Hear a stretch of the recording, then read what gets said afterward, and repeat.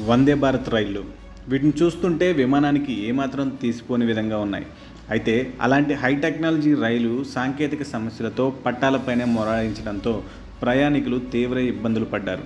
గంటల తరబడి అందులోనే ఇరుక్కుపోయి చివరికి రైల్వే అధికారులు వచ్చి ఆ వందే భారత్ రైలును మరో రైలుకు కట్టి పక్కకు తీసుకెళ్లాల్సి వచ్చింది. అందులోని ప్రయాణికులను ఇతర రైళ్లలోకి తరలించి మరీ అక్కడి నుంచి పంపించారు. న్యూఢిల్లీ నుంచి వారణాసి మధ్య ప్రయాణించే వందే భారత్ ఎక్స్ప్రెస్ రైలులో సోమవారం సాంకేతిక లోపం తలెత్తింది. ఉదయం 9:15 ఉత్తరప్రదేశ్ ఇటావా జిల్లాలోని బర్తనా రైల్వే స్టేషన్ సమీపంలో ఈ వందే భారత్ రైలు నిలిచిపోయింది. అయితే పట్టాలపై ఆగిపోవడంతో లోకో పైలట్ రైల్వే అధికారులకు సమాచారం ఇచ్చారు. వారు వచ్చి దానిని కొన్ని మరమ్మతులు చేసినా అది అక్కడి నుంచి కదలలేదు.